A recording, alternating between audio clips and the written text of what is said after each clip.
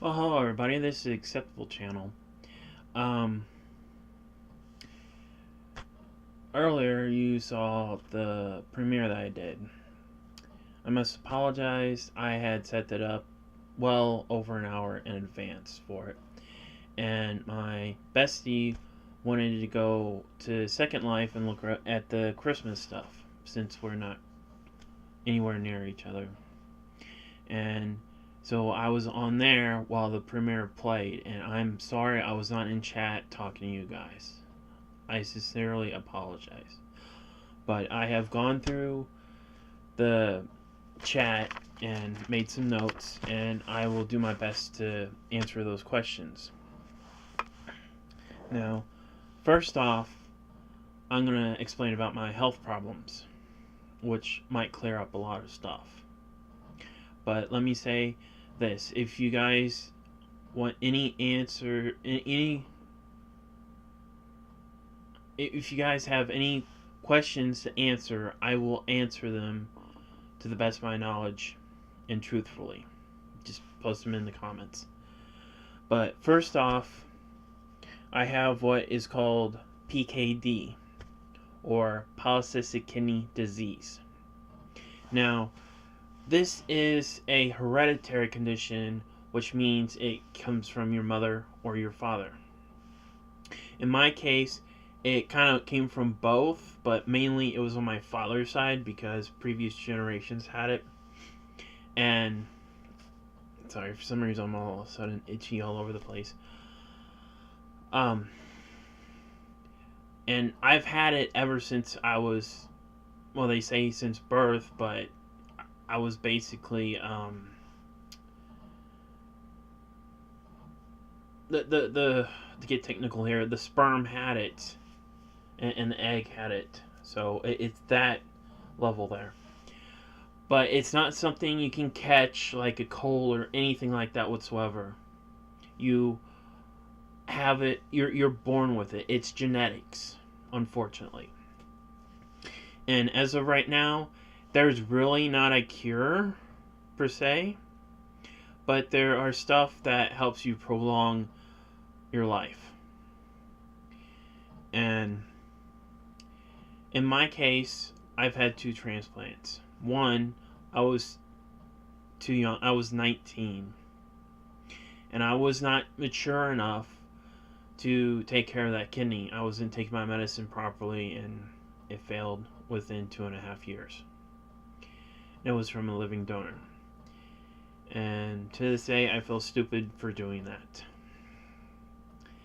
But then I was on dialysis for 2.5 years, and the fluid that they used, the company screwed up, and it wasn't pulling off potassium. It was actually putting potassium on back on in your blood, body, whatever you want to call it. And to sum it up really quick, dialysis is basically where you're hooked up to a machine that circulates your blood like an artificial kidney to clean out the toxins and stuff.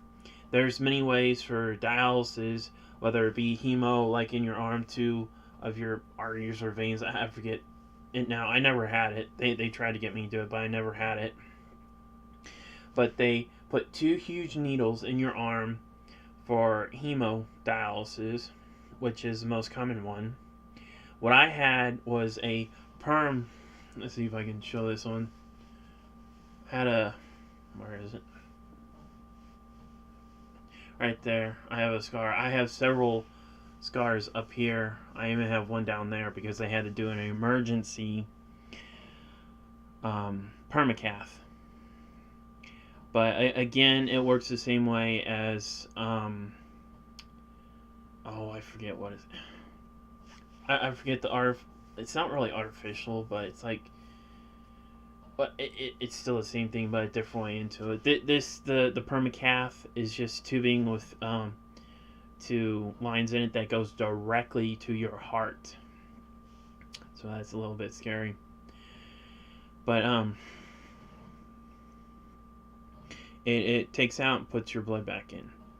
There's another dialysis which I was never on, but my father was, where it goes into your peritoneal cavity, which is basically the area in between your outward stomach wall and your inward space, like your stomach. That area right there, kind of like a woman's womb, but not in the woman's womb, but outside. But you get the point, I hope. But that's the two main dialysis that I know of. But the second transplant, I've had it since May 4th, 2008. And it was doing fine up until my mother's death. And I went through 2 rejection episodes. And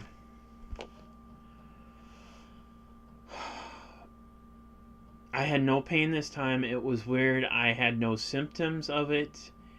Without the blood test, I wouldn't even known I was having it. It was an antibody attack and some other attack. I forget what it was.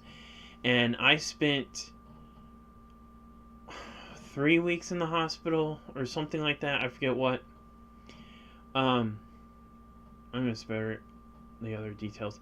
But I had to take some kind of cancer drug.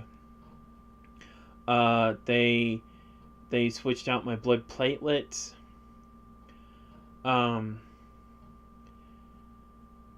They gave me some antibiotics. They did all kinds of stuff to try to save my kidney, which my creatinine, which in short, creatinine measures how much your kidney or kidneys, I have one because they don't give you 2. I think they give you 2 if you have multiple transplants, but I don't know. But they only give you 1 because you can function on 1 kidney. But what creatinine and BUN, like I said, is how good your kidney function is. And you can look this stuff up for yourself, but male and female have different creatinine levels. But on average, adults have between 0.6 micrograms per something and to 1.1 micrograms DL. Yeah, deciliter. I think it's deciliter. DL, whatever that means. And from 1.1 to 4.9, your kidney, from 1.1 to 4.9, your kidney is decreasing in function. And when you get to 5, your kidney is failed or failing and can't do any more work filtering out the bloods and fluid and toxins from your body. And at that point, you have to go on dialysis. And at this point, you're probably thinking, why isn't he upset? Well, I've had my cry. And I'm kind of doing this out of order. But I had my doctor's appointment yesterday. And my creatinine is at 4.7. I'm right there. And my potassium and blood acid has gone up. Potassium is like stuff you find in bananas, oranges, potatoes. And since my kidney isn't functioning properly, stuff builds up in your blood because your kidney's not fast enough to filter it out. So your blood levels get elevated. What else can I tell you guys? Excuse me.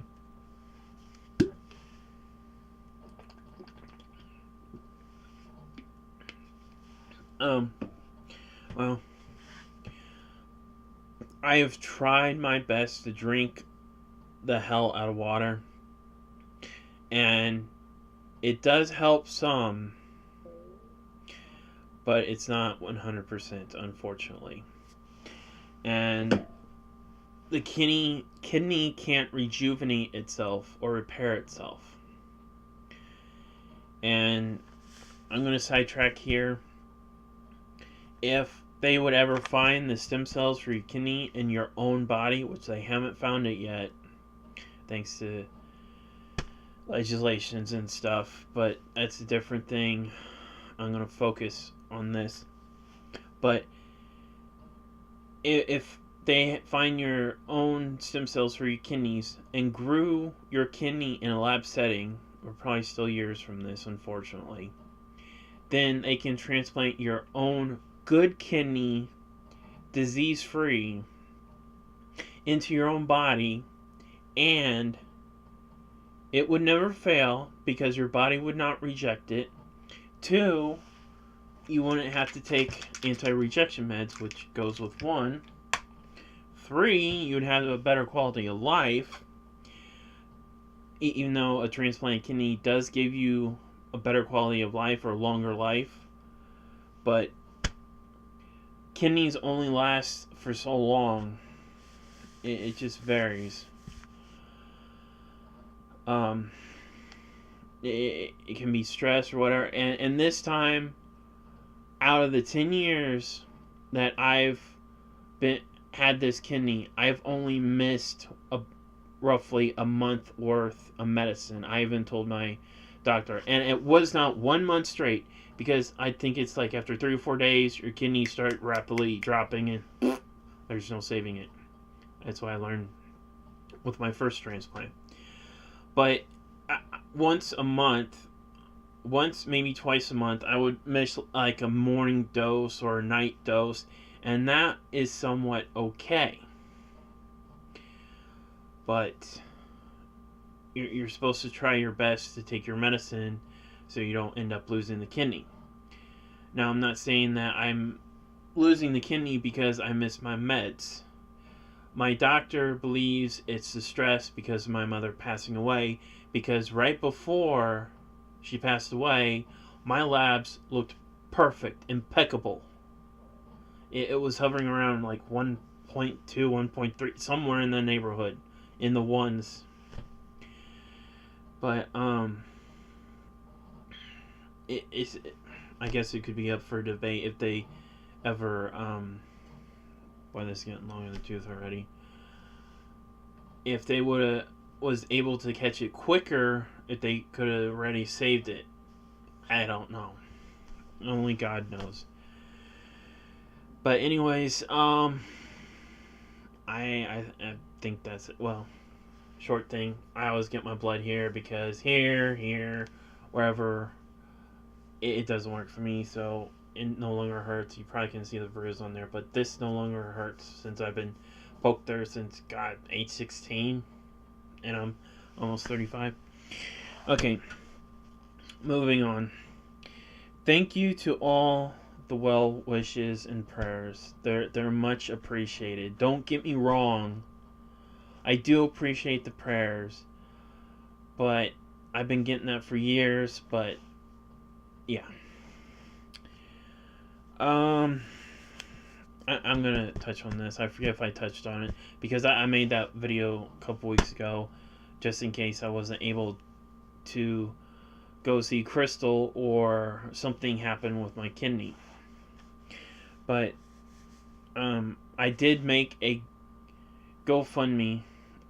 Yeah, I did. But anyways, I made a GoFundMe. It didn't work. I canceled it after 3 months. I did a second one. I got like $180 in it. I only got $167.83 when I withdrew it because GoFundMe took their cut. But I had to use it for stuff around the house because, like I said, my mother wouldn't pay for it, and I had to do it out of my own pocket, or it wouldn't get done. Anyways, if I stop contact with my sister, I can see her getting a lawyer and trying to force me out. then again, I don't think she would do that because she says she doesn't have the money to pay for this house, which, again, I'm in limbo. And you guys are probably thinking, okay, when is he going to get to the point? I'm going to get to the point, okay? I'm trying to take these steps at a time. Again, I'm sorry for it being so long. I'm not the best at expressing my thoughts or whatever, and that's because of my learning disabilities. That doesn't mean I'm stupid or retarded. I'm sorry if I offend anybody using those words, but I've been called those, and I'm not. But before my mother passing, I had not spoken to my sister since like 2012. I had her blocked on Facebook because she pissed me off that much. So, and I thought she had changed, but apparently not. But anyways, after she moved out of the house, I think it was 2008, maybe 2009, somewhere in there. She moved here in Columbia a few miles away. But she would only come over here to get her stuff out of her room, which she still has stuff in her room to this day. And that's all she would do. I have it on Facebook Messenger asking and begging, just begging for my sister to give me a break from my mother. She would just say, I'm not interested in it. Those are her exact words, because I still have it saved. But she moved here from Columbia down towards the Springfield area in 2012 or somewhere in there, which is roughly 3 hours from where I'm at. And after she moved down there, she maybe came up here once or twice a year again to get some of her stuff and moved down there. She never came here to help or anything, or even visit. The only reason she would come here is for a purpose, not like out of the kindness of her heart or anything like that. But yeah. And now to get to my point somewhat. As of recording this video, I have contacted 22 lawyers online in my town. I'm just waiting for responses. Now, I'm going to hold off on that. These are real estate attorneys and basically your broad attorneys. And they're ones they say that they have free consultations. And again, I'm just waiting for them to contact me back. Because one, I hate the phone, but I'll use it. But yeah, fingers crossed, at least one of them, and they're not just in my city, they're like in St. Louis, St. Charles, Kansas City, I think, Jeff City, Rolla, I think one of them was. Just all over the place. I tried. I am trying my best here. Okay. Me and my sister do agree on selling the house, but she expects me to stay here until I pay off the rest of the mortgage and her not help, and then after we sell the house, split it. And the house is worth $70,000, I think, something like that. And I'm thinking, I've spent a lot. By the time it gets paid off, which may be 3 years,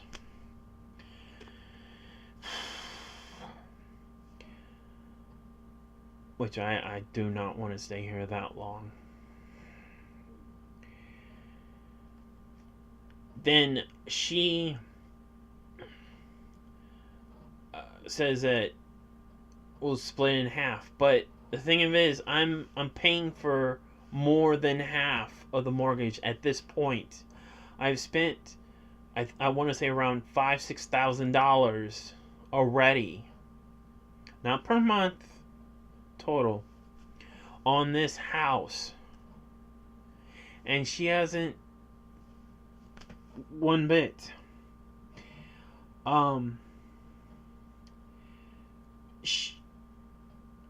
I've been paying all of it out of my own pocket. Um,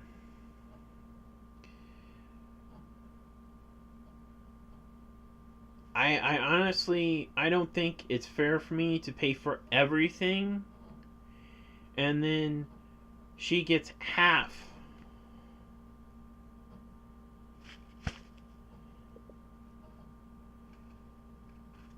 And it just doesn't make sense. I mean, like, one of you, if you was paying on something, and then someone comes in and is like, oh, I'm entitled to half of it. Does that really make sense to you? Again, I know my name is not on the title, but I'm the only one who's paying for it. If it didn't get paid within 6 months, boom, foreclosure. And anyways, moving on. I don't have the funds to buy my sister out. If I did, I would feel like I would be paying for this house twice. Which, again, does not seem fair. But I'm pretty sure my sister has the funds to buy me out, because I know for a fact she has like $6,000-7,000 saved.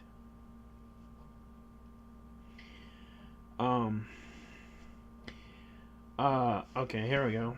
I've looked into the family attorneys, and this is not a family issue, because I looked it up, and if it was a family issue, it would be a divorce, which I'm not married. My mother was divorced a long time ago. The father, just for the sake of it, he's out of the picture. That's all I'll say about it. Most people know what I'm talking about.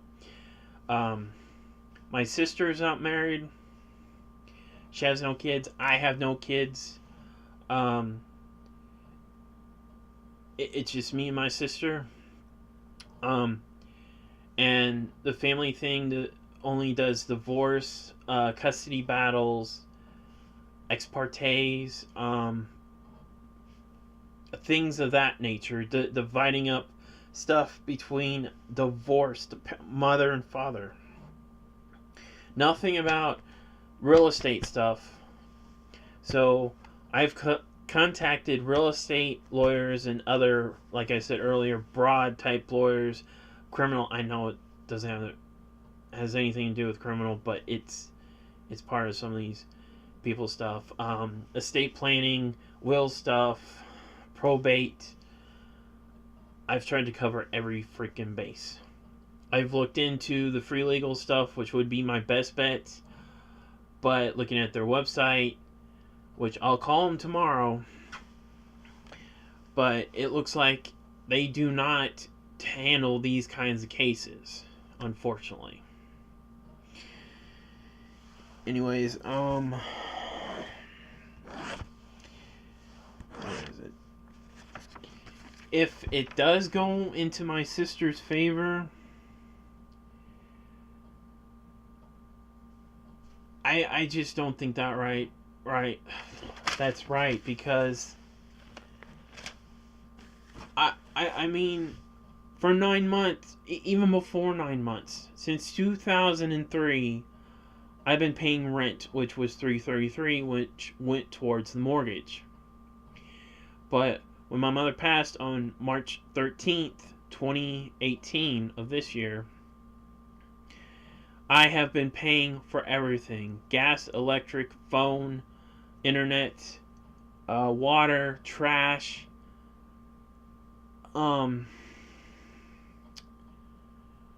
furnace bill. The furnace went out a couple of years ago.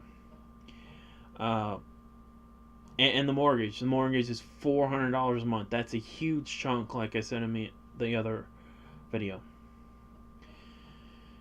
But if she wins the house and stuff, then what about me? It just doesn't seem right, because I'm putting all this effort and money, even though it doesn't really have to do with money. But all of this without help, and yeah, it just doesn't make sense to me. And I'm not trying to have self-pity. I've tried all kinds of stuff. I've asked friends. I don't have family, and I'm going to leave it at that. I want to say, but I'm just going to leave it at that. It's a huge, long story. Some of my friends know about it. It's just, family is no go.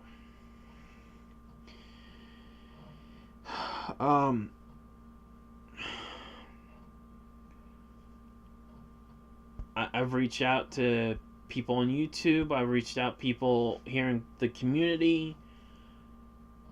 Nothing. Just nothing. I help others because it feels good to help others. I've always been like this, even since I was a little kid. Like 5 or 6, whatever. And I just rather help someone before I help myself. I just don't know why. That's one thing my mother instilled in me, help other people, but in her later years I don't know.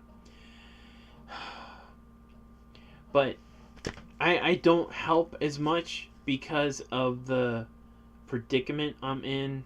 Let's call it that, because I have a lot more stuff to pay for. So it's cut back a lot. I'm only helping a little bit. If someone is in dire need, as it were, mainly like food kind of thing. But the thing that I really like in the Bible, this old lady that has like nothing, when the communion, no, not the offering plate, tithes.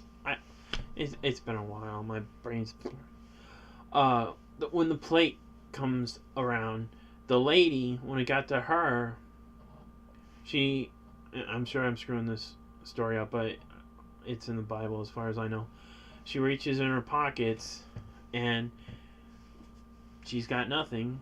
So she takes it, sits on the ground, stands up, and steps inside the plate and says, I offer myself. And that's what I feel like I'm doing. It's not like helping people and then, oh, I screwed myself. No, I make sure my needs are covered first. And then if I have something a little bit left over, then I use that to help other people who needs it.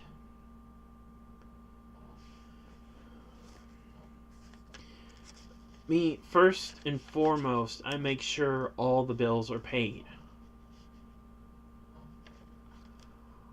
I've just seen too many people just screw off and don't pay their bills first. And I'm not like that.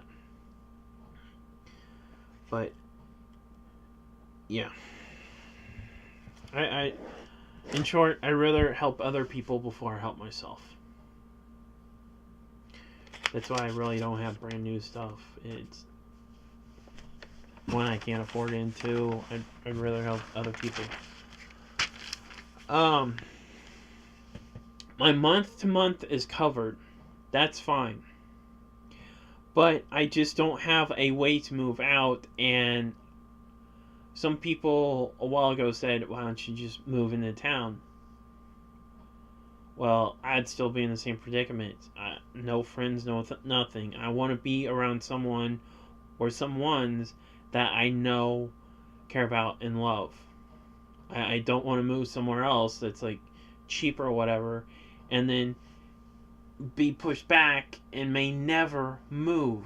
and still be unhappy. I'd just be in the same situation, but just in a different spot.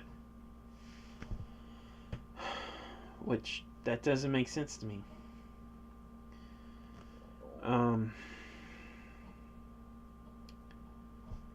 Yeah. I've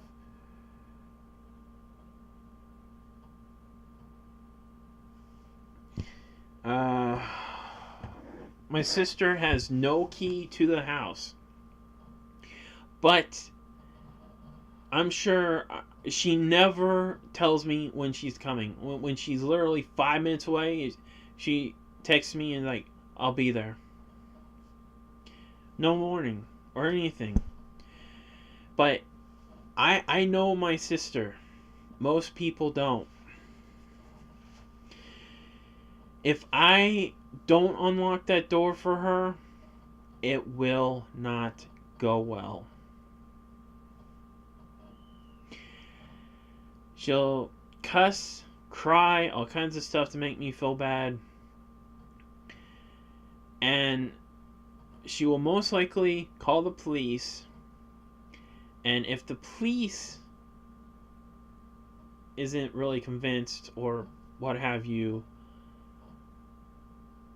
then I know her. She would go right away or go back home, and by Monday morning, because she usually comes out here on the weekends, she would have a high-priced lawyer waiting, have something drawn up, and within 2 or 3 days, I would be served, and then, yeah. It won't go well. My sister is just like my father. And I'll basically leave it at that. Again, most of my really close friends know what I'm talking about. And again, I am sorry for not being in chat. Well,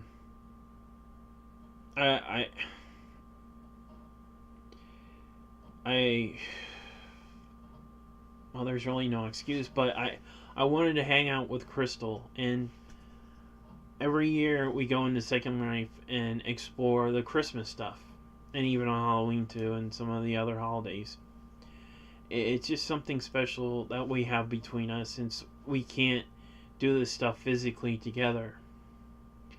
And it's just one of those special moments that you have with someone, and I'd rather be with them. And yeah, and I'm sorry guys, it looks like some of my friends had a hangout chat going and stuff while this was happening. I'm sorry. Again, I was with Crystal, like I said, having fun with her. She was having fun. She was happy. But yeah. Now, down to the kidney part. Most people don't understand this. It's not as simple as just taking a pill or an herb or magic cure. With a transplant kidney, I covered this in the beginning, or some of it. Once the function is declining, there's no way to get it back. If it's too far past a certain point, because like I said, the kidney cannot rejuvenate itself, unfortunately. So that is a good idea on the ginger tea, and I've looked up on other herbs to bring creatinine down, and I had asked my doctor, and he said I cannot, I cannot tell you to take natural stuff, something like that. It was some herb that I had found that was supposed to bring down the creatinine, but I was hoping he would research it, but since he's under law And thanks to the pharmaceutical companies, you can't really do natural treatments. And I'm kind of scared because what if I do one of these natural treatments and somehow it screws up the kidney, and then I'm dialysis that quicker, because like my doctor said, I'm teetering on the edge because I'm at 4.7, and when you hit 5, you're done. You're on dialysis. I'm 0.3 away. But yeah, it's just not as simple as drinking ginger tea or taking an herb. It's and if my creatinine level was just a little high, I would definitely do that suggestion, which I'm going to look into this, because I mean ginger's fine and all that, but it's not going to fix the kidney, unfortunately. The only thing that would fix this is either God put his hand on my kidney and make it 100% working, which unfortunately when I got this kidney it wasn't 100% fully working. I was still in the hospital for a month after I had it to get it going, and I had to have a couple treatments to get the kidney go. Excuse me.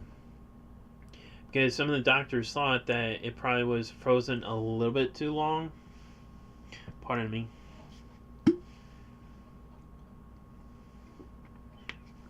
Because I was actually supposed to get the transplant May 3rd, 2008, but there was some kind of complications. It wasn't able to get here quick enough or something like that.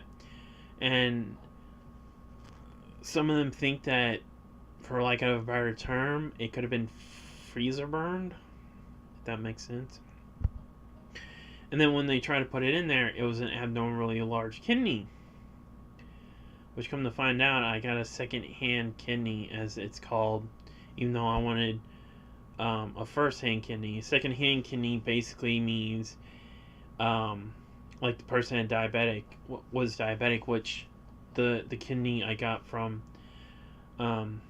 was diabetic. It was someone in their 40s or 50s, if I remember right. And they had sewn it in, stuck it in, but then it was like hanging out. So they literally had to remove the kidney again and move it around so it would fit in there. So, yeah.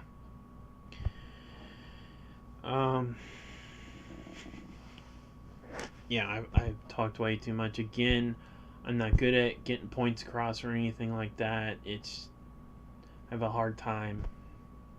But that's because of my learning disabilities. And again, that does not make me stupid or retarded. I just learn differently. It's plain as that. A lot of people have learning disabilities, believe it or not. But if you guys have any questions about kidneys, my situation, anything,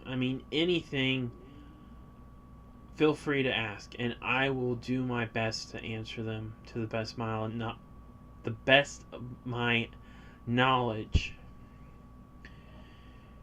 Because I know a lot of stuff, I just don't know everything.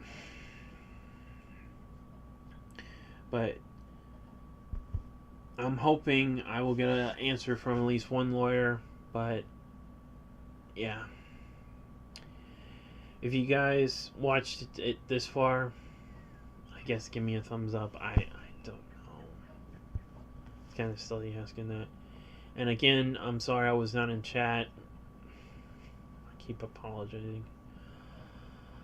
But anyways, that's it for now. Thanks for watching, everybody. I love you all. Merry Christmas and Happy Holidays. On a side note, I've thought about this. I might make another video